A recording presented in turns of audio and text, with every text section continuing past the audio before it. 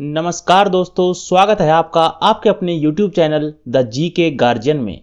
दोस्तों, आज हम करने वाले हैं चोल साम्राज्य का संपूर्ण इतिहास पढ़ेंगे। आज हम देखिए दोस्तों, ये जो चोल साम्राज्य है ये एक बार हमने कवर किया था चेर, चोल और पांड्य शासकों के साथ में, ठीक है दोस्तों।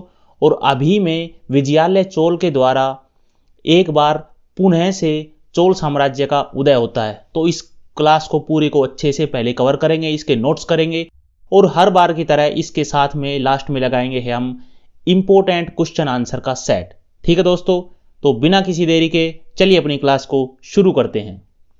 देखिए दोस्तों, ये जो चोल साम्राज्य आप देख पा रहे हैं, ठीक है, ये पार्ट 1 था जो हमने पढ़ा था संगम युग में। यहाँ पे ये देखिए, ये हमने हमारी क्लास 11 के अंदर हमने पढ़ चुका है इसको, ठीक है, चेर, चोल और पांड्य शासकों के साथ में। और उसके बाद में आज हम पढ़ने वाले हैं जो चोल साम्राज्य का पुनः से एक बार उदय होता है, ठीक है, पार्ट 2 के रूप में। देखिए, आज हम पढ़ेंगे दोस्तों चोल साम्राज्य का पुनः उदय, प्रमुख जो भी चोल शासक हुए उनको, चोल प्रशासन में कार्यकारी समितियां, कला और वास्तुकला, और लास्ट में लगाएंगे महत्वपूर्ण प्रश्न उत्तर, ठीक है दोस्तों। देखिए जो चोल साम्राज्य है वह 850 से 1279 ईस्वी के मध्य में इसका शासनकाल रहा है, ठीक है। आप देख पा रहे हैं ये जो इलाका है, ये वाला जो रेड इलाका है, ठीक है, ये चोल साम्राज्य था पूरा, ठीक है। देखिए, इस समय में चोल साम्राज्य का एक बार पुनः उदय होता है। हमने पढ़ा है कि एक बार पहले चोल साम्राज्य था, उसके बाद चोल साम्राज्य का पतन हो गया था, लेकिन एक बार फिर से चोल साम्राज्य का इस समय में उदय होता है। 10वीं शताब्दी के मध्य में चोलों का राजनीतिक उत्कर्ष प्रारंभ हुआ, परंतु इनका प्रारंभिक इतिहास संगम युग हमने पढ़ा था पार्ट 1 के रूप में। संगम युग जो कि 3री शताब्दी में था, वहां से इनका इतिहास शुरू होता है।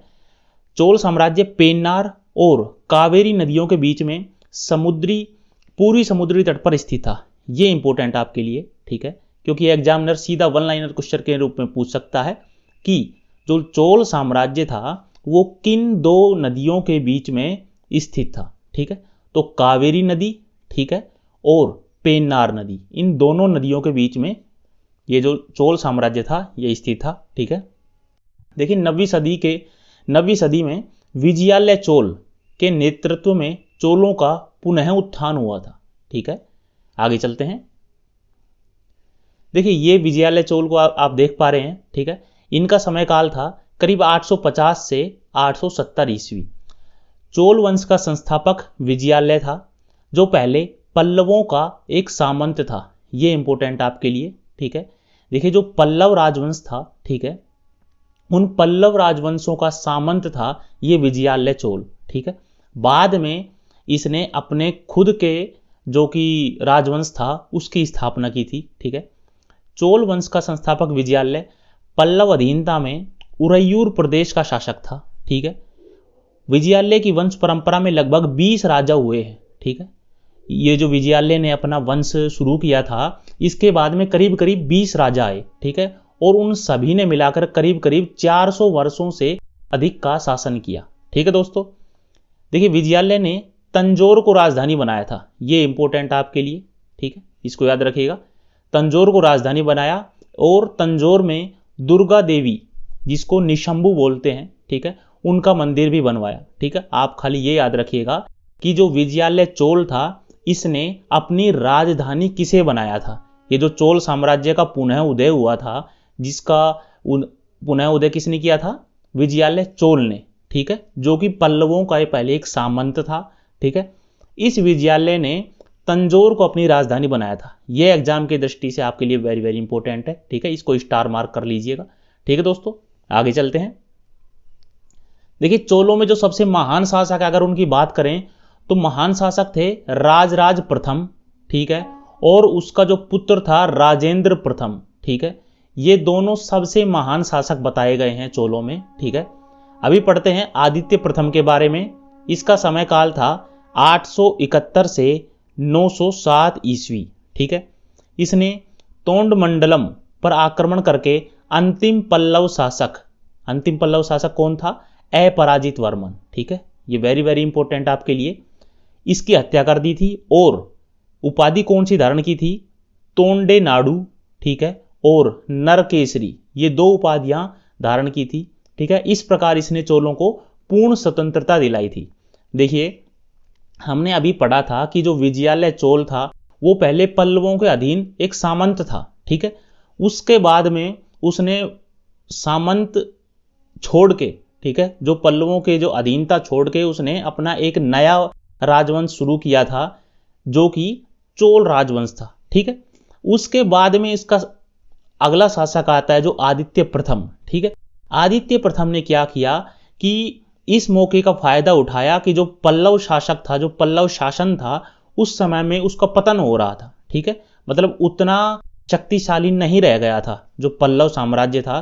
तो इसने इस बात का फायदा उठा के जो अंतिम पल्लव शासक था ना, ठीक है, मतलब पल्लव शासक अपराजित वर्मन की हत्या कर दी और पल्लव साम्राज्य का यहीं पे अंत कर दिया, ठीक है। किसने? आदित्य प्रथम ने, ठीक है। और इसने उपाधियां धारण की थी तोंडे नाडु और नरकेसरी। ये वेरी वेरी इंपॉर्टेंट आपके लिए, ये लाइन आप याद रखिएगा, ठीक है। देखिए दोस्तों, जो स्टार बना के हम दे रहे हैं आपको, ठीक है, उन लाइनों को आप पक्का 100% याद रखिएगा, ठीक है दोस्तों। आगे चलते हैं। देखिए अगला शासक आता है परांतक प्रथम। 907 से 950 ईस्वी इसका शासनकाल था। इसने 915 में बेलूर के युद्ध में पांड्य राजा राज सिंह द्वितीय एवं श्रीलंका के राजा कश्यप पंचम को सेना को पराजित किया था। इन दोनों को हराया था, एक तो श्रीलंका के राजा कश्यप पंचम और एक राज सिंह द्वितीय पांड्य राजा, ठीक है। 949 ईस्वी में राष्ट्रकूट नरेश कृष्ण तृतीय ने, ठीक है, तोक्कलम के युद्ध में परांतक प्रथम को पराजित किया था। ये वेरी वेरी इंपॉर्टेंट आपके लिए, ये याद रखिएगा, ठीक है।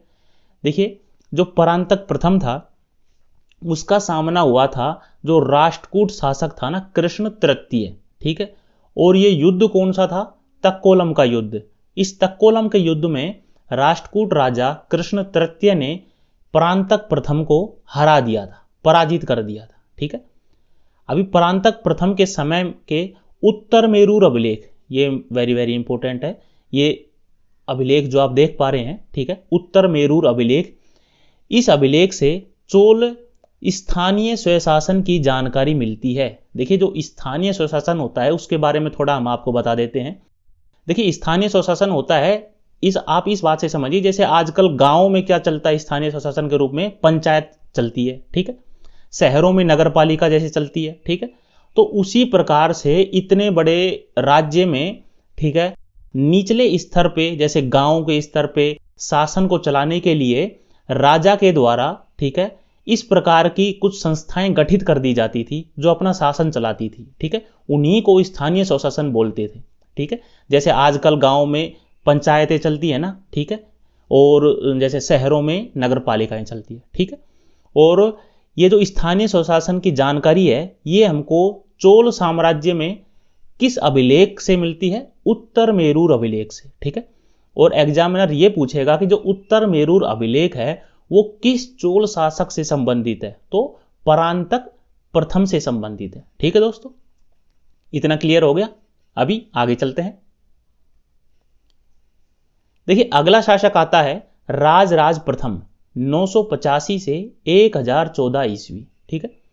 देखिए ये महान चोल शासक जिसने दक्षिण भारत के बड़े क्षेत्र में चोल साम्राज्य का विस्तार किया था, ठीक है। इसकी उपाधियां देख लेते हैं। इसने उपाधियां ली थी मुमडी चोल मंडलम, जयकोंड और शशिपाद शेखर। ये 3 उपाधियां थी, ठीक है। देखिए इसने चेर शासकों, पांड्य शासकों को हराया था और जो मालदीव द्वीप था ना, ठीक है, उसको जीत लिया था। इसी चोल ने सबसे पहले स्थायी सेना और जल सेना का गठन किया था। ये इंपॉर्टेंट आपके लिए, ये वाली लाइन सबसे इंपॉर्टेंट है, ठीक है। राजराज प्रथम ने सबसे पहले जो स्थायी नौसेना होती है ना, ठीक है, नेवी, जिसको नेवी बोलते हैं, ठीक है। आप जैसे ये चित्र में देख पा रहे होगे, ये जो जहाज खड़े हैं पीछे की साइड में, ठीक है, ये नेवी, मतलब सबसे पहले एक तो स्थायी सेना की इसने और जो नेवी थी ना अपनी, ठीक है, अपनी नेवी का गठन किया था इसने, ठीक है। इसने अपना एक दूत मंडल चीन भेजा था, ठीक है। आप ये इसको स्टार लगा लीजिए, ये सबसे इंपॉर्टेंट है। और इसकी उपाधियां भी थोड़ी पूछी जा सकती हैं, ठीक है। शशिपाद शेखर और जयकोंड, ये दोनों वेरी इंपॉर्टेंट, ठीक है। तो आप इन दोनों को स्टार लगा लीजिए, उपाधियां और जो इसने नेवी गठित की थी, ठीक है। आगे चलते हैं। देखिए राजराज प्रथम ने केवल उत्तरी श्रीलंका को जीता था, ठीक है। इसने जो श्रीलंका है उसके जो उत्तरी भाग है ना उसको जीता था, जबकि जो संपूर्ण श्रीलंका को किसने जीता था? राजेंद्र प्रथम ने। ये हम आगे पढ़ेंगे राजेंद्र प्रथम को, ठीक है। तो संपूर्ण श्रीलंका को जीता था राजेंद्र प्रथम ने, जबकि केवल उत्तरी श्रीलंका को जीता था राजराज प्रथम ने, ठीक है। 1010 ईस्वी में तंजावुर में शिव को समर्पित राजराजेश्वर मंदिर, ये वेरी वेरी इंपॉर्टेंट है, ठीक है, जिसे कि बृहद्रेश्वर का मंदिर भी कहा जाता है, इसका निर्माण कराया था। ये आप स्टार लगा लीजिए इसको, ठीक है। देखिए एग्जाम में पूछा जाएगा कि जो राजराजेश्वर मंदिर है जिसको कि बृहद्रेश्वर का मंदिर भी कहा जाता है, इसका निर्माण किस चोल शासक के द्वारा कराया गया, ठीक है। तो राजराज प्रथम के द्वारा कराया गया था, ये इंपॉर्टेंट है। आगे चलते हैं। देखिए राजराजेश्वर मंदिर या बृहद्रेश्वर मंदिर चोल साम्राज्य के मौजूदा मंदिरों में सबसे बड़ा मंदिर है और इसको यूनेस्को के विश्व विरासत स्थल के रूप में भी घोषित किया गया है, शामिल किया गया है 1987 में। ये वेरी वेरी इंपॉर्टेंट हो जाता है आपके लिए, ठीक है, कि जो राजराज प्रथम ने मंदिर बनवाया था ना बृहद्रेश्वर का मंदिर, ठीक है, वो 1987 में यूनेस्को की विश्व विरासत सूची में शामिल है, ठीक है। देखिए जो राजराज प्रथम थे, ठीक है, या ये बोल सकते हैं कि जो चोल शासक थे उन्होंने जो मंदिर बनवाए ना, ठीक है, उनकी कौन सी शैली थी? द्रविड़ कला शैली थी, द्रविड़ वास्तुकला शैली थी। द्रविड़ शैली में मंदिर बनवाए थे इन्होंने, ठीक है। आगे चलते हैं। इसने नई राजस्व प्रणाली विकसित की, इसलिए इसे पेरुमल, ठीक है, पेरुमल का मतलब होता है धरती को नापने वाला, ठीक है। ये इंपॉर्टेंट आपके लिए, ठीक है। पेरुमल की उपाधि या पेरुमल की संज्ञा किस चोल शासक को दी गई थी? राजराज प्रथम को दी गई थी, ठीक है। और जो चोल शासकों ने मंदिर बनवाए थे वो किस शैली में बनवाए थे? द्रविड़ शैली में, ठीक है। ये भी इंपॉर्टेंट है, आप इसको याद रखिएगा, ठीक है दोस्तों। इतना हो गया, इसको कवर करने के बाद में हम आगे बढ़ते हैं। देखिए अभी आता है हमारा राजेंद्र प्रथम, 1014 से 1044 ईस्वी का शासनकाल था, ठीक है। देखिए यह राजराज प्रथम का पुत्र था, जो हमने अभी पढ़ा था राजराज प्रथम, उसका यह पुत्र था। इसने संपूर्ण श्रीलंका के ऊपर विजय प्राप्त की। हमने पढ़ा था कि जो राजराज प्रथम थे उन्होंने केवल उत्तरी श्रीलंका पर हासिल की थी विजय, और राजेंद्र प्रथम ने पूरे श्रीलंका के ऊपर। स्मिथ ने राजेंद्र प्रथम को दक्षिण का नेपोलियन कहा है। ये वेरी वेरी इंपॉर्टेंट है, ठीक है, आप इसको डबल स्टार कर लीजिए, ठीक है। एग्जाम में काफी बार पूछा जा चुका है कि जो दक्षिण का नेपोलियन है वो किसे कहा जाता है, ठीक है। इसने चोलों की नौसेना को, मतलब नेवी को अत्यधिक मजबूत किया और बंगाल की खाड़ी को चोल झील में परिवर्तित कर दिया। देखिए चोल झील में परिवर्तित करने का मतलब ये हो गया कि जो चोल साम्राज्य जो अपना व्यापार करता था ना, ठीक है, और इसने अपनी नेवी को इतनी बड़ी और इतनी विकसित कर लिया था कि ये जो आपको जो बंगाल की खाड़ी दिखाई दे रही ना, इधर इनका बहुत ज्यादा अधिक वर्चस्व हो गया था, ठीक है। तो एक तरह से ये माना गया है कि जो बंगाल की खाड़ी थी ना वो चोल झील में परिवर्तित हो गई थी, जैसे कि चोलों की खुद की अपनी पर्सनल कोई छोटी झील हो, ठीक है। इतनी अधिक सशक्त इसकी नेवी हो गई थी, हर जगह पे इसके नाव दिखाई देते थे, ठीक है। इसका पूर्ण रूप से उस क्षेत्र पे कब्जा था। देखिए इसने गंगईकोंड चोल की उपाधि धारण की और गंगईकोंड चोलपुरम नामक नगर की स्थापना की और उसे अपनी राजधानी बनाया। इसको स्टार लगा लीजिए, ठीक है। देखिए जो राजेंद्र प्रथम था उसने किस नगर की स्थापना की? गंगईकोंड चोलपुरम। और इसी से आप याद रख सकते हैं कि इसने उपाधि भी धारण की थी, कौन सी? गंगईकोंड चोल, ठीक है। और जो शहर इसने बसाया उसी शहर को अपनी राजधानी भी बनाया था इसने, ठीक। देखिए ये एक महान विद्वान था, इसलिए इसे पंडित चोल भी कहा जाता है, ठीक है। इसने स्थानीय स्वशासन की शुरुआत की। ठीक है, ये हमने बताया था अभी कि स्थानीय स्वशासन क्या होता है। जैसे गांव में पंचायतें होती है, शहरों में नगर पालिका, उसी प्रकार से उस समय में स्थानीय स्वशासन था। ठीक है, छोटे लेवल पे मतलब शासन करने के लिए। ठीक है, आगे चलते हैं। देखिए अगला शासक आता है राजाधिराज प्रथम। 1044 से 1052 ईस्वी इसका शासनकाल था। देखिए इसके शासनकाल में एक युद्ध हुआ था, कोप्पम का युद्ध। ठीक है, और यह इस कोप्पम के युद्ध में मारा गया था। पहले इस कोप्पम के युद्ध के बारे में पढ़ लेते हैं। ये कोप्पम का युद्ध हुआ था करीब 1052 से 1054 ईस्वी के मध्य में। ठीक है, चालुक्य नरेश सोमेश्वर बुरी तरह पराजित हुआ था। देखिए कोप्पम का युद्ध किस किस के बीच में हुआ था। एक तो जो राजाधिराज प्रथम था ये वर्सेज चालुक्य शासक सोमेश्वर। ठीक है, तो इस युद्ध में सोमेश्वर हार जाता है, लेकिन इस युद्ध में लड़ते समय बुरी तरह घायल होने के कारण राजाधिराज प्रथम इसकी मृत्यु युद्ध क्षेत्र में ही हो गई थी। देखिए ये हार जाता है सोमेश्वर प्रथम, लेकिन जो ये राजाधिराज था ना, ये युद्ध में काफी घायल हो जाता है और इतना घायल होता है कि ये मर जाता है। ठीक है, तो ये युद्ध क्षेत्र में ही मर जाता है और इसके बाद में तुरंत ही जो उसका छोटा भाई होता है ना, कौन था, राजेंद्र द्वितीय।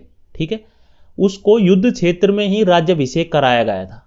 ठीक है, देखिए ये समझिए कि जो कोप्पम का युद्ध है ये एक तो वेरी वेरी इंपॉर्टेंट है, आप इसको डबल स्टार कर लीजिए। ठीक है, कोप्पम का युद्ध हुआ था राजाधिराज प्रथम और सोमेश्वर प्रथम के बीच में। ठीक है, इस युद्ध में क्या होता है कि जो सोमेश्वर था ना, जो चालुक्य शासक सोमेश्वर था, वो बुरी तरह से हार जाता है, लेकिन राजाधिराज प्रथम काफी घायल होने की वजह से युद्ध में मर जाता है और इसके बाद में इसके छोटे भाई राजेंद्र द्वितीय को शासक बना देते हैं।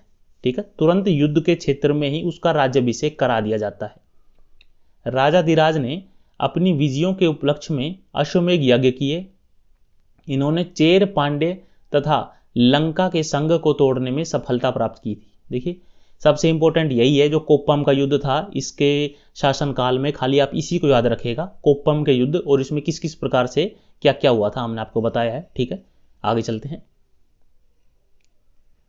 देखिए अगला शासक आता है जो युद्ध क्षेत्र में ये राजा बना था, कौन, राजेंद्र द्वितीय। 1052 से 1070 ईस्वी के मध्य में। ठीक है, देखिए चालुक्यों को पराजित करके, ठीक है, जो चालुक्य शासक सोमेश्वर था उसको हरा दिया था। ठीक, उसको तो जो राजाधिराज प्रथम था उसी ने हरा दिया था। ठीक है, युद्ध भूमि में इसने अपना राज्याभिषेक करवाया एवं प्रकेशरी की उपाधि धारण की। ठीक है, प्रकेशरी, ये इंपॉर्टेंट आपके लिए। ठीक है, प्रकेशरी की उपाधि किसने धारण की थी, राजेंद्र द्वितीय ने। ठीक है, देखिए 1062 ईस्वी में चोल की सेनाओं द्वारा कुड़ल संगमम के युद्ध में चालुक्यों को पराजित किया था। ये याद रखिएगा कि जो कुड़ल संगमम का युद्ध था, ठीक है, वो किस शासन के समय में किया गया था, राजेंद्र द्वितीय के समय में। ठीक है, इसने चालुक्यों को हराया था। ठीक है, आगे चलते हैं। देखिए अगला शासक आता है कुलोत्तुंग प्रथम। 1070 से 1120 ईस्वी। ठीक है, वेंगी का चालुक्य वंशी राजेंद्र द्वितीय ही कुलोत्तुंग प्रथम के नाम से चोल साम्राज्य का शासक बना। ठीक है, शासक बना। देखिए ये क्या होता है कि हमने जो पढ़ा था चालुक्य वंश पढ़ा था। ठीक है, तो उसमें हमने 3 वंश पढ़े थे। ठीक है, चालुक्य, जैसे एक तो बादामी के चालुक्य, ठीक है, एक कल्याणी के, और एक थे वेंगी के। ठीक है, तो ये जो वेंगी के चालुक्य थे ना, ठीक है, वेंगी के चालुक्य, जब इन वेंगी के चालुक्यों का पतन होने लगा था ना, ठीक है, मतलब इनकी शक्ति उतनी रह नहीं गई थी, तो एक शासक था राजेंद्र द्वितीय। ये क्या करता है कि ये अपना मतलब वंश ही चेंज कर लेता है। ठीक है, ये चालुक्य वंश को छोड़ के सीधा आ जाता है चोल वंश में और अपना नाम चेंज कर लेता है। नाम क्या रख लेता है, कुलोत्तुंग प्रथम के नाम से चोल शासक बन जाता है। ठीक है, समझ गए कि ये इसने चालुक्य वंश को छोड़ के सीधा चोल वंश अपना लिया और नाम चेंज करके क्या रख लिया अपना, कुलोत्तुंग प्रथम। ठीक है, ये सर्वाधिक समय तक शासन करने वाला ये चोल शासक था, इसी ने फिर सबसे ज्यादा समय तक शासन किया था। ठीक है, आगे पढ़ते हैं इसके बारे में। इसने व्यापार की प्रगति में बाधक चुगियों देखिए चुगी होता है एक प्रकार का टैक्स होता है, ठीक है, तथा तटकरों को समाप्त किया, जिसकी वजह से इसे शुक्रमत वृत्त, ठीक है, शुक्रमत वृत्त या फिर इसको दूसरा नाम बोलते हैं सुगंध व्रत, ठीक है, चोल, इसका मतलब होता है करों को हटाने वाला, इसकी उपाधि धारण की। देखिए इसने काफी सारे टैक्स हटा दिए थे जनता के ऊपर से, और जो तटकर मतलब कि जो बंदरगाह के ऊपर जो टैक्स लगते हैं उनको भी हटा दिया था। तो फिर इसने एक उपाधि धारण की थी, जिसकी उपाधि आप देख सकते हैं शुक्रमत व्रत या फिर सुगंध व्रत। इनका मतलब होता है कि टैक्स को हटाने वाला, ठीक है, सुगंध व्रत बोल लीजिए या फिर शुक्रमत व्रत बोल लीजिए, ठीक है, एक ही मतलब है। आगे चलते हैं, देखिए इसकी उपाधियां देख लेते हैं। त्रिभुवन चक्रवर्तीन शुक्रम तरवित चोल, ठीक है, जो हमने अभी पढ़ा था, इसका मतलब होता है करों को हटाने वाला। और एक थी कटई कोंड चोलन, ठीक है, आप इन दोनों को याद रखिएगा, ठीक है, ये जो करों को हटाने वाले जो उपाधि है ना, ठीक है, ये सबसे इंपॉर्टेंट है। ठीक है, आगे चलते हैं। इसने 1077 ईस्वी में 72 व्यापारियों का एक व्यापारी मंडल शिष्टमंडल चीन भेजा। ये काफी बार एग्जाम में पूछा गया है, ठीक है, तो आप इसको तो पक्का याद रखिएगा कि 72 व्यापारियों का एक शिष्टमंडल चीन भेजने वाला कौन सा चोल शासक था। ठीक है, तो वो कौन था? देखिए दोस्तों, हमने अभी पढ़ा है, इसका नाम देखिए, ये था कुलोत्तुंग प्रथम। ठीक है, नाम याद रखिएगा, कुलोत्तुंग प्रथम। ठीक है, आगे चलते हैं। इसने तमिल व्यापार के लिए चीन से अधिक सुविधाएं प्राप्त करने के लिए 72 व्यापारियों का एक मंडल चीन भेजा था। ठीक है, इसके शासनकाल में मलय प्रायद्वीप के साथ चोलों के सुदृढ़ व्यापारिक एवं सांस्कृतिक संबंध बने रहे। ठीक है, आप खाली इसको याद रखिएगा, एक तो 72 व्यापारी इसने चीन में भेजे थे, और करों को हटाने वाला जो उपाधि थी इसकी, ठीक है, इसको याद रखिएगा। ठीक है, आगे चलते हैं। देखिए अगला शासक आता है विक्रम चोल। ठीक है, इसने त्याग समुद्र ये उपाधि धारण की थी। इसने तरुवाडुतुरु में एक चिकित्सा विद्यालय की स्थापना की। इसने चिदंबरम में स्थित नटराज मंदिर का पुनरुद्धार कराया तथा मंदिरों को अपार दान दिया। ठीक है, आप ये याद रखिएगा, ये जो इसकी उपाधि है ना, त्याग समुद्र की उपाधि, ठीक है, इसको याद रखिएगा। ठीक है, आगे चलते हैं। राजेंद्र तृतीय चोल वंश का अंतिम शासक था। देखिए चोल वंश का अंतिम शासक कौन था, ये वेरी वेरी इंपॉर्टेंट हो जाता है आपके लिए, राजेंद्र तृतीय। ठीक है, बाद में पांड्य शासकों ने चोल साम्राज्य को जीत लिया था। जो पांड्य शासक थे उसने क्या किया था कि चोल जो वंश था उसको समाप्त कर दिया था और उसको अपने अधीन ले लिया था। ठीक है दोस्तों, इतना हो गया है। आगे चल, देखिए चोल प्रशासन के बारे में पढ़ते हैं। चोल वंश के शासक अपने शासनकाल में ही उत्तराधिकारी घोषित कर देते थे। मतलब जो राजा होता था वो राजा रहते हुए ही बता देता था कि मेरा उत्तराधिकारी, मतलब कि मेरे बाद में ये व्यक्ति शासन करेगा। ठीक है, इनके शासन का स्वरूप राजतंत्रात्मक था। ठीक है, मतलब कि राजशाही परिवार, जैसे एक राजा था तो मतलब ये फिक्स मान के ही चलते थे कि जो उसका पुत्र था वही अगला राजा बनेगा। ठीक है, राजा को मंत्री परिषद द्वारा सहायता प्रदान की जाती थी। देखिए दो पद हैं, एक तो पेरुंदनम और एक शेरुंदनम। ठीक है, ये महत्वपूर्ण अधिकारी थे। ठीक है, इसको आप याद रखिएगा। देखिए इसमें कुछ नाम अटपटे जरूर हो सकते हैं लेकिन आपको याद रखने हैं। ठीक है, एक आप इसको याद रखिएगा। देखिए जो साम्राज्य था ना वो किस प्रकार से विभक्त था, देखिए हम आपको बता देते हैं। सबसे जो बड़ा था ना, ठीक है, वो था प्रांत। ठीक है, जो प्रांत से छोटा था, ठीक है, वो था वलनाडु।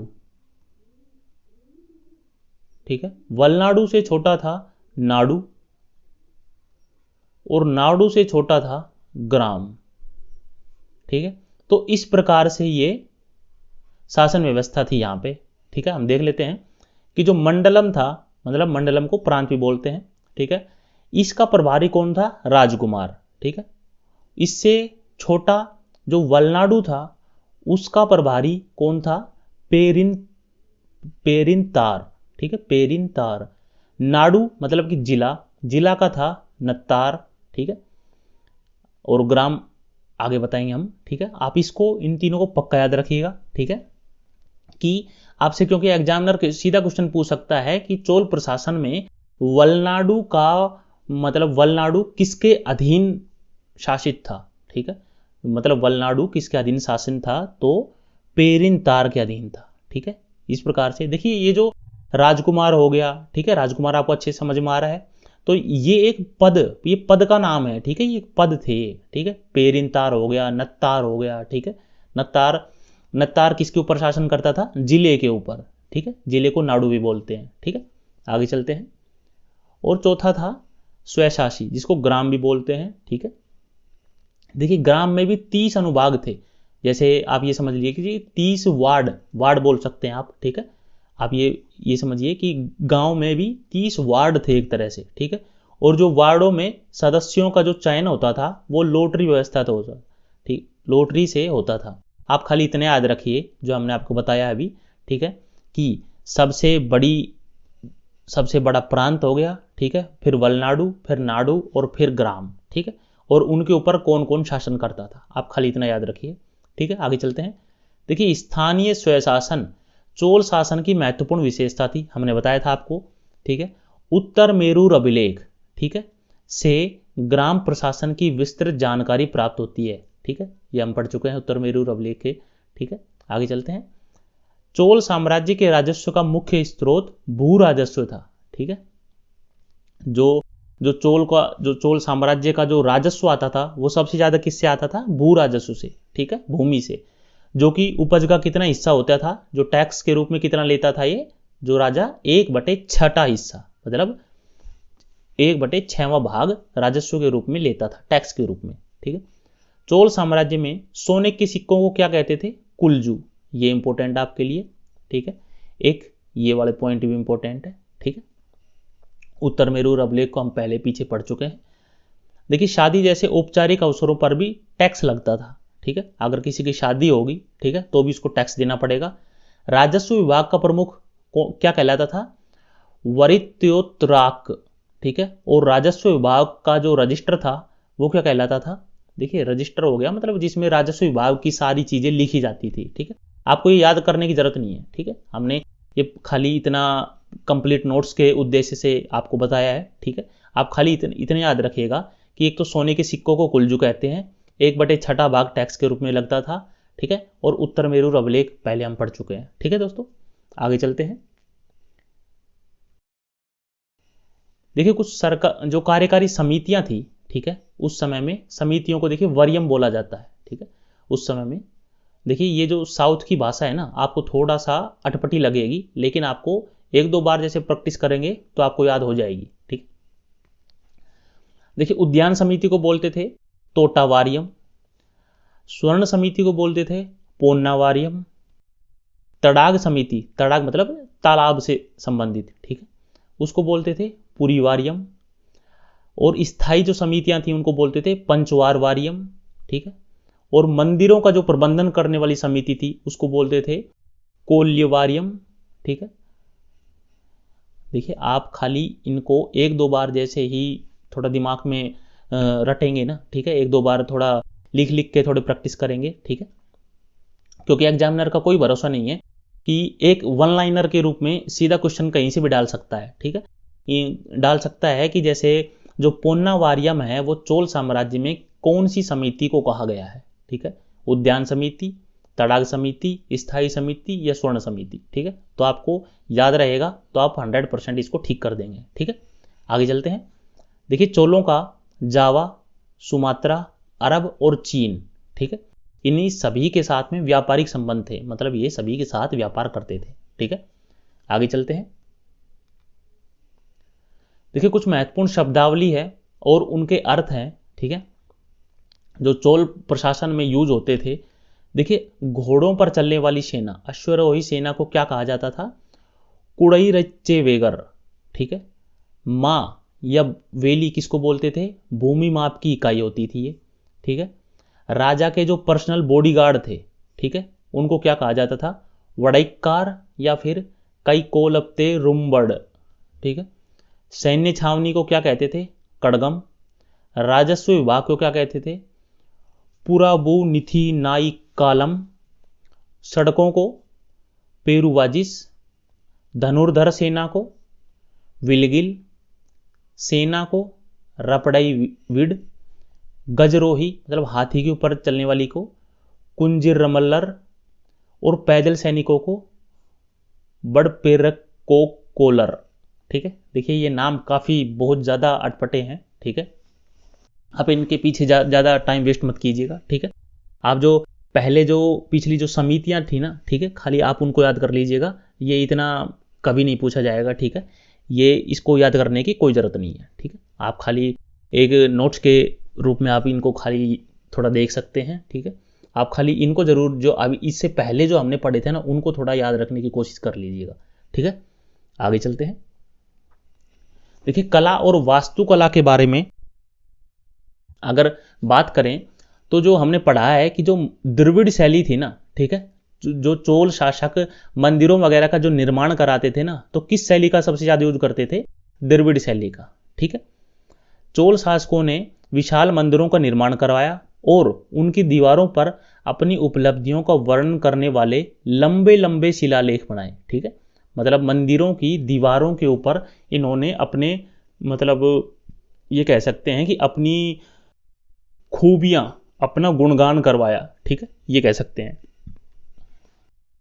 देखिए, ये मंदिर तत्कालीन सामाजिक आर्थिक स्थिति भी चित्रण किया करते थे। मतलब कुल मिला के ये बात है कि चोल शासक द्रविड़ शैली को बढ़ावा देते थे, इस शैली में मंदिरों का निर्माण कराते थे और उन्हीं मंदिरों की दीवारों पर अपने बारे में, अपने साम्राज्य के बारे में बहुत सारी बातें लेखों के रूप में, शिलालेखों के रूप में लिखाते थे। ठीक है,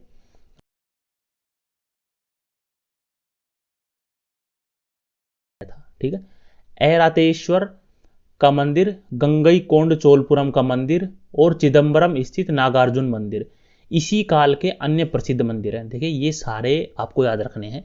ठीक है, ये सारे, क्योंकि एग्जाम में पूछा जा सकता है कि जो नागार्जुन मंदिर है, चिदम्बरम का नागार्जुन मंदिर किस चोल, मतलब किस शासनकाल के अंतर्गत बनाया गया था? तो ये चोल शासनकाल के अंतर्गत बनाया गया था। ठीक है, इसको याद रखिएगा आप। ठीक है, ये जितने भी सारे आपको दिखाई दे रहे हैं। ठीक है, आगे चलते हैं। देखिए, आगे पढ़ते हैं। तंजावुर में शिवजी का बृहदेश्वर मंदिर, इसके बारे में हमने पढ़ा है। ठीक है, इसका निर्माण किसने कराया था? राजराज चोल ने। ठीक है, विभिन्न शिल्प केंद्रों का उद्भव, जैसे कांचीपुरम में बनाई गई बुनाई उद्योग, कांचीपुरम में बुनाई उद्योग था। कुद्रामुख में सुपारी उत्पादन केंद्र था। ठीक है, चोल काल अपने कांसी की मूर्तियों के लिए उल्लेखनीय है। इसका सबसे बेस्ट उदाहरण है नटराज की मूर्ति। ठीक है, देखिए, जो चोल साम्राज्य के जो शासक थे, ठीक है, वो कांसे की मूर्तियों को बहुत ज़्यादा, मतलब ये बोल सकते हैं कि इम्पोर्टेंस देते थे। ठीक है, बहुत सारी जैसे मूर्तियां वगैरह बनाते थे। ठीक है, कांसे की। ठीक है, चोल काल में भरतनाट्यम और कथकली जैसे शास्त्रीय नृत्यों का प्रचलन था। ठीक है, ये जो शास्त्रीय नृत्य हैं, कथकली और भरतनाट्यम, उस समय में भी प्रचलन में थे। कब? चोल शासन काल में। ठीक है, और ये हम पढ़ चुके हैं कि जो कांसे की मूर्ति थी, नटराज की मूर्ति, ठीक है, इसी काल की बनी हुई मूर्ति है ये। ठीक है, आप इसको जरूर याद रखिएगा। ठीक है, कांसे की मूर्ति हो गई। ठीक है, और ये बृहदेश्वर मंदिर हम पहले भी पीछे भी पढ़ चुके हैं। आगे चलते हैं। चोल काल में ईंटों की जगह पहली बार पत्थरों का इस्तेमाल किया गया मंदिरों में। ठीक है, ये वेरी वेरी इंपॉर्टेंट है। ठीक है, कि पहले मंदिरों को किससे बनाया जाता था? ईंटों से, लेकिन जब चोल शासनकाल था तो उसमें पहली बार ईंटों की जगह पे पत्थरों का इस्तेमाल किया गया। ठीक है, और कौन कौन से मंदिर थे वो? ठीक है, मामल्लपुरम का मंदिर और कांचीपुरम का मंदिर। ठीक है, ये वेरी वेरी इंपॉर्टेंट आपके लिए। ठीक है, इन दोनों को पक्का याद रखिएगा। ठीक है, कला साहित्य के जो क्षेत्र में, ठीक है, ये वेरी वेरी इंपॉर्टेंट कार्य किए थे चोल साम्राज्य के द्वारा, ठीक है। एक तो द्रविड़ कला शैली थी इनकी, ठीक है, और कांसे की मूर्तियां बनाई थी, जैसे नटराज की मूर्ति हो गई, और मंदिरों में ईंटों की जगह पे पत्थरों का इस्तेमाल किया गया था, ठीक है दोस्तों। आगे चलते हैं। देखिए कुछ मंदिर और उनके जो शासक है ना, ठीक है, किस शासनकाल में वो बने थे और कहाँ पे थे, ठीक है, वो देख लेते हैं हम। जो चोलेश्वर मंदिर है ये किसके द्वारा बनाया गया था? विजयालय के द्वारा। और कहाँ पे है? नरतमल नामक स्थान पे। ऐरातेश्वर राजराज द्वितीय के द्वारा तंजौर में।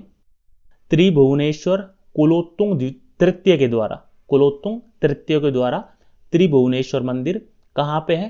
त्रिभुवन तंजौर में। कोरंगनाथ का मंदिर परांतक प्रथम के द्वारा कहाँ पे है? श्रीनिवासन नल्लूर, ठीक है। देखिए चोल मंदिर की कुछ विशेषताएं बताई गई है। ये मंदिर वर्गाकार होते थे, ऊंचे होते थे, विमान मंडलम गोपुरम और कलापूर्ण स्तंभों से युक्त होते थे। आप पिक्चर में देख पा रहे हो, ठीक है, कि ये इन मंदिरों की विशेषताएं होती थी, ठीक है। आगे चलते हैं। देखिए ये हमने ये जितना भी पूरा डिटेल से अभी तक कवर किया है, ठीक है, इसको नोट्स को हमने अच्छे से कवर कर लिया है, ठीक है। जो हमारे नोट्स थे, ठीक है, उनको अच्छे से कवर कर लिया है। अब हम अगले सेक्शन के ऊपर चलते हैं, क्वेश्चन आंसर का सेक्शन, ठीक है। देखिए इसमें हम करेंगे जो भी इंपॉर्टेंट क्वेश्चन आंसर जो अभी तक एग्जाम में पूछे गए हैं ना, ठीक है, पिछले क्वेश्चन आंसर मतलब पिछले एग्जाम में जितने भी क्वेश्चन आंसर आए हैं जो चोल साम्राज्य से संबंधित, हमने सारे एक जगह पे एकत्रित किए हैं, ठीक है। तो चलिए बिना किसी देरी के शुरू करते हैं।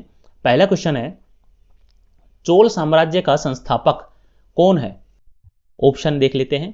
ए विजयालय, बी आदित्य प्रथम, सी राजराज प्रथम, या फिर डी राजेंद्र प्रथम, ठीक है। तो इसका सही आंसर हो जाएगा ऑप्शन ए विजयालय चोल, ठीक है। आगे चलते हैं। देखिए क्वेश्चन नंबर 2 है, सुगंध व्रत मतलब कि करों को हटाने वाला, ये उपाधि किस चोल शासक ने धारण की थी? ऑप्शन देख लेते हैं। ए राजराज प्रथम, बी राजेंद्र प्रथम, सी राजेंद्र द्वितीय, या फिर जिसको कुलोत्तुंग चोल प्रथम भी बोला जाता है, और फिर डी इनमें से कोई नहीं, ठीक है। तो इसका सही आंसर हो जाएगा कुलोत्तुंग चोल प्रथम या फिर राजेंद्र द्वितीय। ऑप्शन नंबर सी ठीक हो जाएगा। क्वेश्चन नंबर 3 है, देखिए सूची है, ग्रंथों को हमको ग्रंथकार से मिलाना है, ठीक है। आप इस क्वेश्चन को भी याद रखिएगा थोड़ा, क्योंकि एग्जाम में पूछा गया है, ठीक है, इसलिए आप इसको यहां पे देख सकते हैं। देखिए ग्रंथ है पेरियर पुराणम, ठीक है, इसका ग्रंथकार कौन था? ठीक है, तो इसका ग्रंथकार था शेक्किलार, ठीक है। वीर शोलियम का ग्रंथकार बुद्धमित्र, और कलिंग तुपरिणी का ग्रंथकार जयगोंदन, ठीक है। ये एग्जाम में आया गया है, एक बार पूछा गया था ये क्वेश्चन, ठीक है, इसीलिए हमने इसको पूरे जितने भी क्वेश्चन अभी तक आए हुए हैं सभी को कलेक्ट किया है, ठीक है। तो इसका सही आंसर हो जाएगा ऑप्शन नंबर ए, ठीक है। आप इनको थोड़ा याद रखिएगा, ठीक है। आगे चलते हैं। क्वेश्चन नंबर 4 देखते हैं, चोल राज्य की राजधानी तंजौर को बनाने वाला कौन था? ठीक है, मतलब कि ये पूछा गया है कि चोल साम्राज्य की राजधानी तंजौर को किस शासक ने बनाया था? ठीक है, तो किसने बनाया था? विजयालय चोल के द्वारा। ऑप्शन नंबर ए ठीक हो जाएगा। क्वेश्चन नंबर 5 है, चोल राज्य का संस्थापक विजयालय पहले किसका सामंत था? ठीक है, ये विजयालय पहले किस शासकों के मतलब अंडर में सामंत के रूप में कार्य करता था? ऑप्शन देख लेते हैं। ए पल्लव, बी पांड्य, सी चालुक्य, या फिर डी राष्ट्रकूट। तो सही आंसर हो जाएगा ऑप्शन ए पल्लव, ठीक है। आगे चलते हैं। क्वेश्चन 6 है, पूर्व मध्यकाल में विजयालय ने चोल राज्य की स्थापना कब की? देखिए चोल राज्य की स्थापना कब की विजयालय ने, यह पूछा गया है। ऑप्शन देख लेते हैं। ए 750 ईस्वी, बी 846 ईस्वी, सी 950 ईस्वी, या फिर डी 1050 ईस्वी। तो इसका सही आंसर हो जाएगा ऑप्शन बी 846 ईस्वी, ठीक है। आगे चलते हैं। क्वेश्चन नंबर 7 है, किस चोल शासक ने चिदम्बरम का प्रसिद्ध नटराज मंदिर का निर्माण कराया था? ऑप्शन देख लेते हैं। ए परांतक प्रथम, बी राजराज प्रथम, सी राजेंद्र प्रथम और फिर डी इनमें से कोई नहीं। तो सही आंसर हो जाएगा ऑप्शन ए परांतक प्रथम। परांतक प्रथम के द्वारा नटराज मंदिर का निर्माण कराया गया था। आगे चलते हैं। क्वेश्चन नंबर 8 है, अभिलेखों को ऐतिहासिक प्राकथन के साथ प्रारंभ करने की परंपरा का सूत्रपात किसने किया? ठीक है, ये ऑप्शन देख लेते हैं इसके। परांतक प्रथम ए, बी राजराज प्रथम, सी राजेंद्र प्रथम और डी इनमें से कोई नहीं। तो सही आंसर हो जाएगा बी राजराज प्रथम।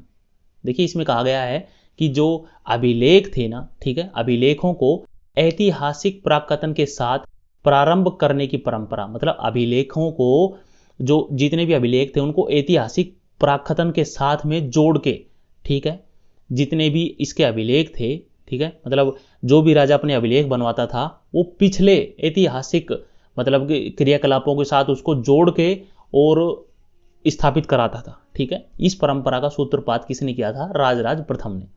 क्वेश्चन नंबर 9 है, किस चोल शासक ने श्रीलंकाई शासक महेंद्र पंचम के समय में श्रीलंका पर आक्रमण करके उसकी राजधानी अनुराधापुर को नष्ट कर दिया और उत्तरी श्रीलंका के ऊपर अधिकार कर लिया? ठीक है, देखिए हमने पढ़ा था उत्तरी श्रीलंका के ऊपर अधिकार करने वाला शासक कौन था? राजराज प्रथम। ऑप्शन नंबर ए ठीक हो जाएगा। आगे चलते हैं। क्वेश्चन नंबर 10 है, राजराज प्रथम ने श्रीलंका के विजित प्रदेशों को मुमडी चोल मंडलम के नाम से चोल साम्राज्य का एक प्रांत बना दिया था। ठीक है, देखिए इसने जितने भी श्रीलंका के प्रदेश जीते उन सभी को एक नाम दे दिया, क्या? मुमडी चोल मंडलम, और अपना एक प्रांत बना लिया उनको। ठीक है, तथा मुंडी चोल देव की उपाधि धारण की। ठीक है, इस नए प्रांत की राजधानी किसे बनाया था? जो इसने जीते थे, ठीक है, जो ये नया प्रांत बनाया इसने, इसकी राजधानी किसे बनाया गया था? तो इसकी राजधानी बनाया था, ऑप्शन बी ठीक हो जाएगा, पोलनरुआ को। ठीक है, आगे चलते हैं। क्वेश्चन 11 है, चोलों की पहली सामुद्रिक विजय श्रीलंका विजय, ठीक है, करने एवं नौसेना के गठन करने का श्रेय किसे जाता है? तो हमने पढ़ा था कि राजराज प्रथम ने ही सबसे पहले श्रीलंका विजय की थी। ठीक है, उत्तरी श्रीलंका जिसको कह सकते हैं। ठीक है, और इसने नेवी भी अपनी बनाई थी, नेवी का भी गठन किया था। आगे चलते हैं। क्वेश्चन 12 है, किस चोल शासक ने अपनी यशस्वी विजयों का समापन मालदीव द्वीप समूह की विजय से किया? ठीक है, यह बताया गया है कि कौन सा चोल शासक था जिसने मालदीव द्वीप को जीत के अपनी वो आखिरी विजय थी उसकी, ये मान सकते हैं कि जो मालदीव द्वीप को जीता वो उसकी आखिरी विजय थी। ठीक है, तो ऑप्शन देख लेते हैं। ऑप्शन ए राजराज प्रथम, बी राजेंद्र प्रथम, सी कुलोत्तुंग प्रथम और डी इनमें से कोई नहीं। तो ऑप्शन ए ठीक हो जाएगा, राजराज प्रथम। क्वेश्चन 13 है, किस चोल शासक ने 1000 ईस्वी में भू राजस्व के निर्धारण के लिए भूमि का सर्वेक्षण कराया? ठीक है, तो भूमि का सर्वेक्षण किसने कराया था? राजराज प्रथम के द्वारा कराया गया था। ऑप्शन ए ठीक हो जाएगा। ठीक है, आगे चलते हैं। क्वेश्चन 14 है, किस चोल शासक ने श्रीलंका के शेष बचे दक्षिणी भाग पर अधिकार कर लिया और पूरा श्रीलंका जीत लिया? ठीक है, तो ऑप्शन देखते हैं। ए राजराज प्रथम, बी राजेंद्र प्रथम, सी परांतक प्रथम, डी इनमें से कोई नहीं। तो सही आंसर हो जाएगा ऑप्शन बी राजेंद्र प्रथम। देखिए राजेंद्र प्रथम ने पूरी श्रीलंका को जीत लिया था। ठीक है, आगे चलते हैं। क्वेश्चन 15 है, किसने चिदम्बरम के निकट गंगईकोंड चोलपुरम नामक नगर बसाया था? ठीक है, और उसे अपनी राजधानी भी बनाया था। ठीक है, तो ऑप्शन देख लेते हैं। ए राजराज प्रथम, बी राजेंद्र प्रथम, सी कुलोत्तुंग चोल प्रथम या फिर डी इनमें से कोई नहीं। तो सही आंसर हो जाएगा बी राजेंद्र प्रथम। ठीक है, राजेंद्र प्रथम ने गंगईकोंड चोलपुरम नगर बसाया और उसे अपनी राजधानी बनाया। क्वेश्चन नंबर 16 देख लेते हैं। किसने कलिंग, ओड तथा बंगाल के पाल पर आक्रमण किया, जो कि तमिल प्रदेश से किया गया पहला उत्तरी सैनिक अभियान था? ठीक है, साथ ही जिसने इस ऐतिहासिक भ्रम को तोड़ा कि उत्तर से दक्षिण को ही विजित किया जा सकता है, दक्षिण से उत्तर को नहीं। ठीक है, देखिए ये कहा गया है कि वो कौन सा शासक था जिसने दक्षिण से उत्तर के राज्यों के ऊपर आक्रमण किया था। ठीक है, और जीता भी था। ठीक है, किस किस के ऊपर आक्रमण किया था? एक तो कलिंग और बंगाल के पालों के ऊपर इसने आक्रमण किया और कुछ क्षेत्र जीते भी थे। ठीक है, तो ये किस शासक के बारे में कहा गया है? ठीक है, तो ऑप्शन ए ठीक हो जाएगा, राजेंद्र प्रथम के बारे में कहा गया है। ठीक है, देखिए पहले ये धारणा थी लोगों में कि जो नॉर्थ है ना, ठीक है, जो नॉर्थ है, नॉर्थ से साउथ में आक्रमण होते हैं और नॉर्थ वाले राजा ज़्यादा पावरफुल होते हैं और वो ही नीचे आके मतलब आक्रमण करके राज्यों को जीत सकते हैं। साउथ वालों में उतनी पावर नहीं है। लेकिन राजेंद्र प्रथम ने ये इस कहावत को या फिर इस भ्रम को तोड़ा। ठीक है, इसने नॉर्थ के ऊपर आक्रमण करके, ठीक है, आक्रमण भी किया और कुछ क्षेत्र जीते भी। ठीक है, किसने किया था? राजेंद्र प्रथम ने। ठीक है, क्वेश्चन 17 है, किसने इंडोनेशिया के पास एक द्वीप सुमात्रा की विजय साम्राज्य के शासक संग्राम विजयोत्तुंग वर्मा को पराजित किया तथा निकोबार द्वीप समूह व मलेशिया प्रायद्वीप के मध्य कडारम, जिसको आधुनिक केदा कहा जाता है, इस सहित 12 द्वीपों के ऊपर अधिकार कर लिया? देखिए यह कहा गया है कि वो कौन सा शासक था जिसने जो इंडोनेशिया के जो सुमात्रा द्वीप है ना, उसके शासक संग्राम विजयोत्तुंग वर्मा को हराया था। ठीक है, और निकोबार और मलेशिया के पास में जो 12 द्वीप थे उनके ऊपर भी अधिकार कर लिया था। ठीक है, तो किसके बारे में कहा गया है? ये राजेंद्र प्रथम के बारे में कहा गया है। ऑप्शन बी ठीक हो जाएगा। ठीक है, आगे चलते हैं, क्वेश्चन 18 देखते हैं, किसने 1077 ईस्वी में 72 व्यापारियों का एक शिष्टमंडल चीन भेजा? देखिए हमने पढ़ा था ये कि 72 व्यापारियों का मंडल चीन किस शासक ने भेजा था? तो एक कुलोत्तुंग चोल प्रथम ने भेजा था। ऑप्शन डी ठीक हो जाएगा। आगे चलते हैं, क्वेश्चन 19 है, देखिए सूची बताई गई है। ठीक है, कुछ पद हैं और उनको हिंदी में मतलब ये आपके समझ में नहीं आएंगे, ये मतलब उस पद का नाम था। ठीक है, और ये बताया गया है कि ये कौन से मतलब असल में ये किस पद का ये कार्य था। ठीक है, तो देखिए क्वेश्चन नंबर 19 है। ठीक है, देखिए पेरुंदरम किसको कहते थे? उच्च श्रेणी के अधिकारी वर्गों को पेरुंदरम कहते थे। सिरुत्रम कहते थे निम्न श्रेणी के अधिकारी वर्गों को। ओले नायकम कहते थे मुख्य सचिव को। और विदैवाधिकारी कहते थे प्रेषण लिपिक। ठीक है, ये देखिए क्वेश्चन एग्जाम में आए हुए हैं सारे। ठीक है, इसीलिए हमने आपको जो नोट्स में इतने सारे जो थोड़े टेढ़े मेढ़े नाम थे सभी एकदम से एक साथ में डाल के दिए थे ताकि आप उनको अच्छे से नोट्स के रूप में पढ़ सकें। ठीक है, और अगर बाई चांस एग्जाम में कभी आगे भी इस प्रकार का सवाल आए तो आपसे कोई भी पॉइंट छूटे ना, मिस ना हो। ठीक है, तो इस क्वेश्चन का सही आंसर हो जाएगा ऑप्शन ए। ठीक है, ऑप्शन ए ठीक हो जाएगा। आगे चलते हैं, क्वेश्चन 20 है, देखिए चोलकालीन जो प्रशासकीय विभाजन बताए गए हैं। ठीक है, ये बताया गया है कि मंडलम ये प्रांत को कहा जाता था। ठीक है, प्रांत के समतुल्य था। जो वलनाडु या फिर कोट्टम था वो कमिश्नरी। नाडु हमने पढ़ा था ये करीब करीब जिले के समान होता था। और जो कुर्रम था, ठीक है, ये ग्राम समूह को कहते थे, गांवों के समूह को। ठीक है, तो ऑप्शन नंबर ए ठीक हो जाएगा। देखिए आप देख सकते हैं क्योंकि इसी प्रकार के क्वेश्चन पहले भी पूछे गए हैं और आगे भी पूछे जा सकते हैं। ठीक है, इसीलिए आपको ये करना अति आवश्यक है। आगे चलेंगे, क्वेश्चन नंबर 21 है, देखिए सूची 1 को सूची 2 से मिलाना है। ठीक है, कुछ वर्ड हैं और उनका मतलब कौन सी सभा से संबंधित है वो वर्ड। ठीक है, आपको बताना है। देखिए उरार, उरार का मतलब है उर ग्राम, जिसको बोल सकते हैं सामान्य ग्राम की सभा। ठीक है, सभा महासभा या फिर पेरुंगुरी। ठीक है, इसको कहा जाता है चतुर्वेदी मंगलम ग्राम, या जिसको बोलते हैं ब्राह्मणों को दान में दिए गए गांव की सभा। ठीक है, नगरम ये क्या होती थी? नगर के व्यापारियों की सभा। और पुग, पुग होती थी शिल्पियों की सभा। ठीक है, तो 1 2 3 4 ऑप्शन नंबर ए ठीक हो जाएगा। ठीक है, आगे चलते हैं, क्वेश्चन नंबर 22 है, महासभा की कार्यकारिणी समिति को कहा जाता था, क्या कहा जाता था? महासभा की कार्यकारिणी समिति को वरीयम कहा जाता था। ठीक है, ऑप्शन नंबर ए ठीक हो जाएगा। क्वेश्चन नंबर 23 है, कहां से प्राप्त अभिलेख से महासभा की कार्यकारिणी के विषय में विस्तृत जानकारी मिलती है। तो ये उत्तर मेरूर के जो अभिलेख थे, ठीक है, उससे हमको जानकारी मिलती है। ऑप्शन नंबर ए ठीक हो जाएगा। क्वेश्चन 24 है, चोल सभा में कड़ीमई, ठीक है, कड़ीमई का क्या मतलब होता था चोल सभा में, ठीक है, तो कड़ीमई होता था भू राजस्व या फिर लगान, ठीक है, भूमि के ऊपर जो टैक्स था उसको बोलते थे कड़ीमई। आगे चलते हैं। क्वेश्चन 25 है, चोल काल में नौसेना का सर्वाधिक विकास कौन से राजा के समय में हुआ, ठीक है, तो हमने पढ़ा था राजेंद्र प्रथम ने सबसे ज्यादा नौसेना का विकास किया था अपने शासनकाल में, अपनी नेवी को बहुत अधिक मजबूत किया था।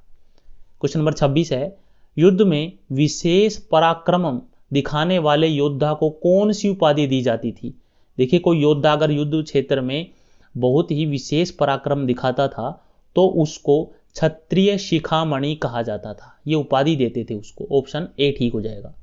क्वेश्चन नंबर 27 है, परैया, ठीक है, चोल साम्राज्य में परैया का क्या अर्थ होता था। तो परैया अछूत को बोला जाता था, अछूत को परैया बोला जाता था। ऑप्शन ए ठीक हो जाएगा। आगे चलते हैं। क्वेश्चन नंबर 28 है, चोल काल में सोने के सिक्के को क्या बोलते थे। सोने के सिक्के को, देखिए हमने पढ़ा था कि सोने के सिक्के को कुलजू बोलते थे। ऑप्शन नंबर ए ठीक हो जाएगा। क्वेश्चन नंबर 29 है, चोल काल में राज्य की स्वामित्व वाली भूमि क्या कहलाती थी। जो राज्य के अंडर में, जो राज्य के स्वामित्व में जो भूमि होती थी उसको प्रभुमान्यम बोलते थे। ऑप्शन नंबर ए ठीक हो जाएगा। क्वेश्चन नंबर 30 है, चोल काल में किसने हिरण्यगर्भ नामक त्योहार का आयोजन किया था। ये वेरी वेरी इंपॉर्टेंट है। जो हिरण्यगर्भ नामक त्योहार है, ठीक है, उसका आयोजन किसके द्वारा किया गया था। तो ये लोक महादेवी के द्वारा इस त्योहार का आयोजन किया गया था। ऑप्शन नंबर ए ठीक हो जाएगा। आगे चलते हैं। क्वेश्चन नंबर 31 है, चीन में व्यापारिक दूत भेजने वाले चोल सम्राट कौन थे। ठीक है, चीन में व्यापारिक दूत किसके द्वारा भेजा गया था। तो हमने पढ़ा था कुलोतुंग चोल प्रथम के द्वारा। ऑप्शन सी ठीक हो जाएगा। क्वेश्चन नंबर 32 है, नाना देशी निगम क्या था। तो ऑप्शन देख लेते हैं। ए, दूर दूर के प्रदेशों व विदेशों के साथ व्यापार करने वाले व्यापारियों का निगम। बी, नगर के व्यापारियों का निगम। सी, तेल व्यापार करने वालों का निगम। या फिर डी, इनमें से कोई नहीं। तो क्वेश्चन नंबर 32 का सही आंसर हो जाएगा ऑप्शन ए, दूर दूर के प्रदेशों व विदेशों के साथ व्यापार करने वाले व्यापारियों का निगम क्या कहलाता था, नाना देशी निगम। ठीक है, क्वेश्चन नंबर 33 देखते हैं।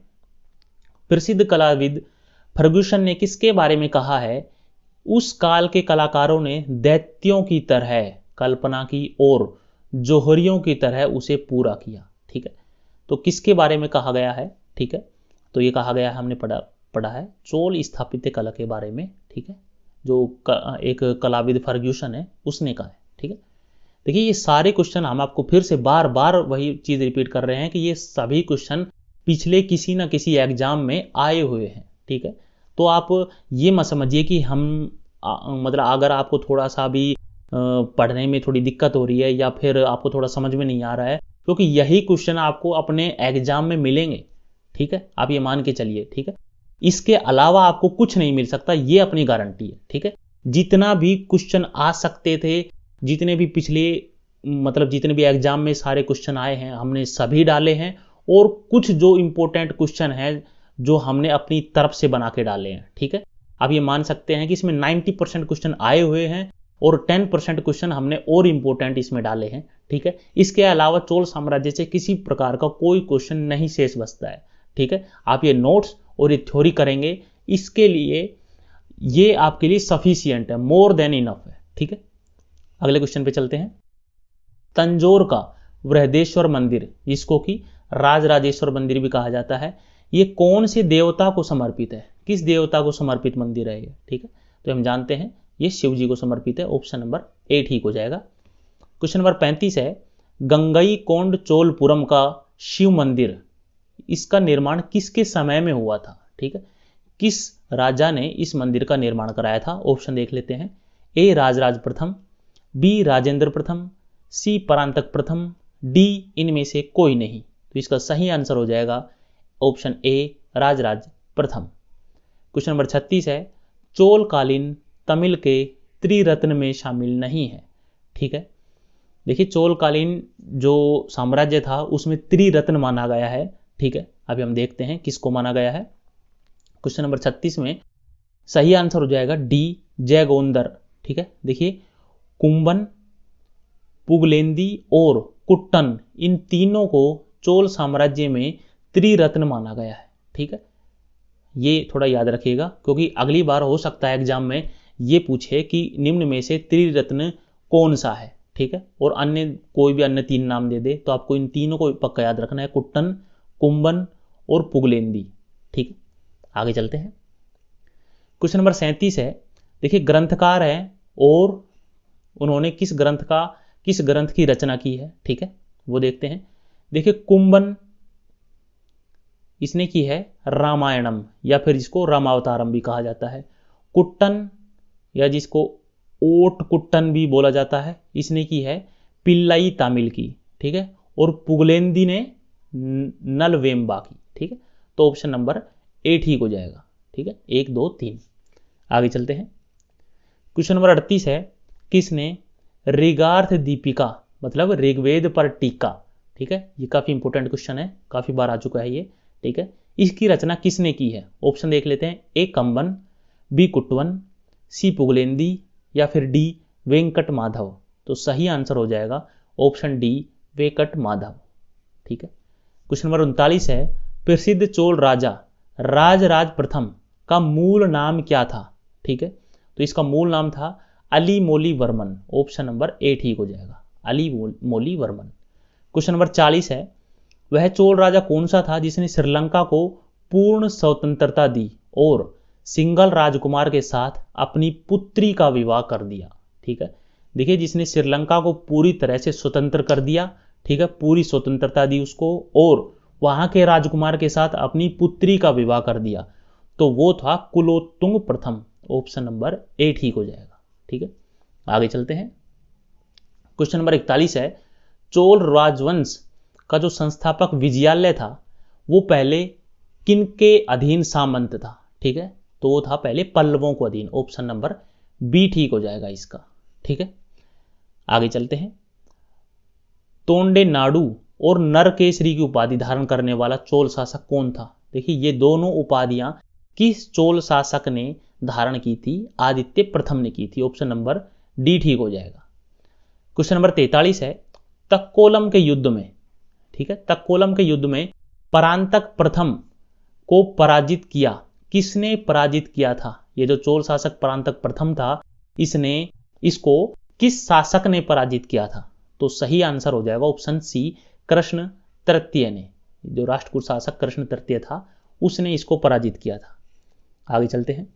क्वेश्चन 44 है, चालुक्यों को पराजित कर युद्ध भूमि में ही अपना राज्याभिषेक कराया था। ठीक है, देखिए युद्ध भूमि में जब उसका बड़ा भाई मर गया था, हालांकि वो इस युद्ध को जीत गए थे, फिर भी उसके बड़े भाई के मरने के बाद छोटे भाई का राज्याभिषेक किया गया था।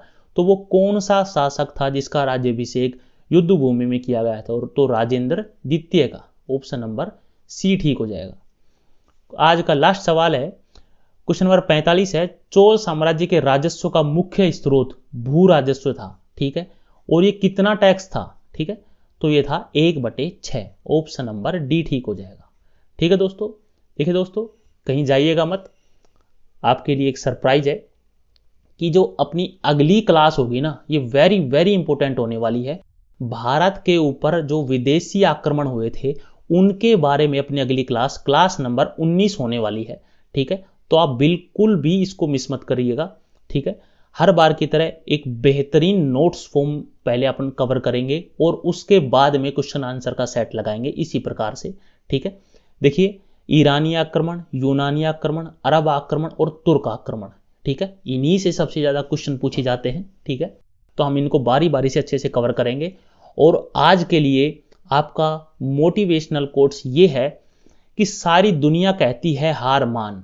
ठीक है, लो, सारी दुनिया कहती है हार मान लो, लेकिन दिल धीरे से कहता है एक बार और कोशिश कर, तू जरूर कर सकता है। ठीक है, तो देखिए इस चीज़ को हमेशा याद रखिएगा अपनी लाइफ में कि जब सारी दुनिया ये कहे कि तुम कुछ नहीं कर सकते, हार मान लो, तो फिर भी आप अपने दिल से पूछेगा क्या आप रुकना चाहते हैं। ठीक है, अंदर से आपको पक्का एक आवाज आएगी कि नहीं, एक बार और कोशिश करके देखते हैं। ठीक है, तू कर सकता है, आप इस चीज को कर सकते हैं, वो चाहे कोई भी चीज हो। ठीक है, आप अपनी मंजिल को 100% पा सकते हैं, केवल एक बार और कोशिश करके देखिए। ठीक है, केवल एक बार और। ठीक है, तो ये अपनी क्लास यहीं तक थी। यहीं हम आपसे प्लीज एक बात कहना चाहते हैं, आपको हमारी क्लास कैसी लगी, प्लीज हमको, हमारी वीडियो को सपोर्ट कीजिए, हमको सहयोग कीजिए, और चैनल को सब्सक्राइब अगर आपने अभी तक नहीं किया है तो प्लीज़ चैनल को सब्सक्राइब कीजिए। और इसी प्रकार की हमने काफ़ी सारी वीडियोज अपने चैनल पे अपलोड कर रखी हैं, तो प्लीज़ वहाँ जाइए और बहुत सारी जो हिस्ट्री की क्लासेज हैं उनको देखिए और शेयर कीजिए अपने दोस्तों में। तो थैंक यू फ्रेंड्स, अब मिलते हैं अगली क्लास में, तब तक के लिए गुड बाय, नमस्कार।